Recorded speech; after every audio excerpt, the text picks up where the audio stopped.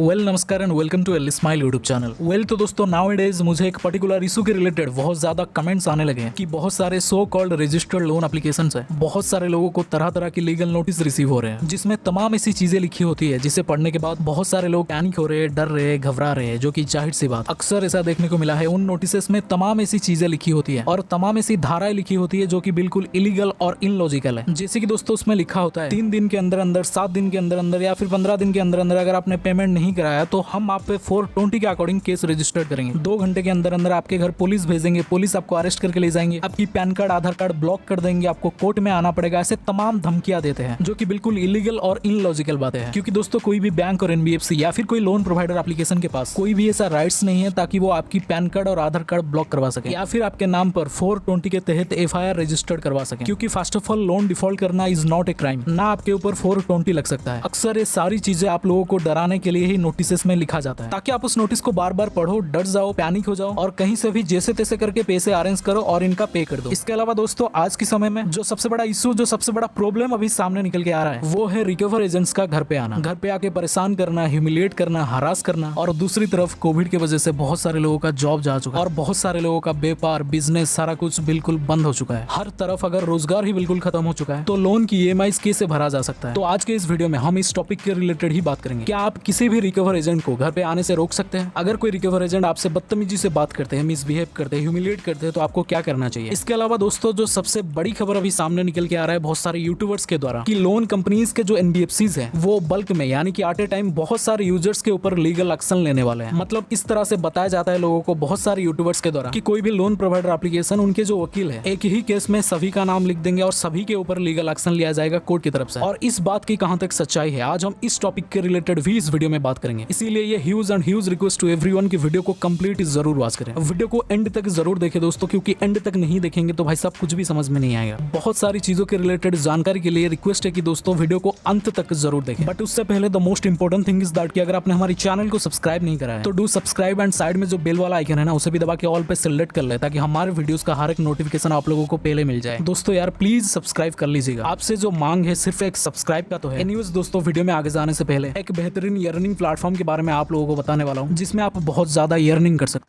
Basically this is a trusted earning platform जहां से आप बहुत ज्यादा पैसे कमा सकते हैं। दोस्तों ऐसा भी नहीं कि इस एप्लीकेशन के थ्रू आप लाखों में, करोड़ों में कमाएंगे, बट इतना तो मैं बोल ही सकता हूं कि अगर आप इस एप्लीकेशन में पर डे के हिसाब से, मतलब हर एक दिन 10 से 15 मिनट तक का टाइम देते हैं ना, तो आराम से आपके अकाउंट में 500 से लेके 1000 2000 तक हर एक दिन आपके बैंक अकाउंट में क्रेडिट होते रहेंगे। और इस एप्लीकेशन का लिंक आपको डिस्क्रिप्शन बॉक्स में मिल जाएगा। और दोस्तों इसमें जीरो इन्वेस्टमेंट पर आपको पैसे कमाना है। ऐसा मैं नहीं बोलूंगा कि आपको पैसे लगाना है फिर आपको पैसे अर्निंग करना है, वैसे कुछ भी नहीं है। जीरो इन्वेस्टमेंट पर आपको इसमें पैसे अर्निंग करना है। इसमें कैसे क्या करना है मैं आपको बता देता हूं। पहले तो आपको अपना आधार और पैन कार्ड की मदद से डिस्क्रिप्शन में जब आप जाएंगे उसमें आपको लिंक मिल जाएगा, लिंक के ऊपर क्लिक करेंगे आप, उस एप्लीकेशन आपके फोन में इंस्टॉल हो जाएगा। उसमें आपको आधार और पैन कार्ड की मदद से अपना अकाउंट सक्सेसफुली ओपन कर लेना है। सबसे जो जरूरी बात है दोस्तों, इसमें आपका जो आधार कार्ड नंबर आपकी फोन नंबर से लिंक होना जरूरी है, क्योंकि लास्ट में इसका जो लास्ट प्रोसेस है वो ई साइन प्रोसेस है। जैसे ही आप अपना ई साइन कंप्लीट कर देते हैं तो लिखा आ जाएगा congratulation your account successfully open, क्योंकि ई साइन के टाइम आपके आधार रजिस्टर्ड मोबाइल नंबर पर एक ओटीपी आता है। उस ओटीपी को सबमिट करने के बाद आपका अकाउंट सक्सेसफुली इसमें ओपन हो जाएगा। और दोस्तों जैसे आपका अकाउंट ओपन हो जाएगा सक्सेसफुली, आपको तुरंत ही 100 रुपीज मिल जाएंगे, जिसको कि आप 24 आवर के अंदर अंदर विड्रॉ भी कर सकते हैं, यानी कि आपके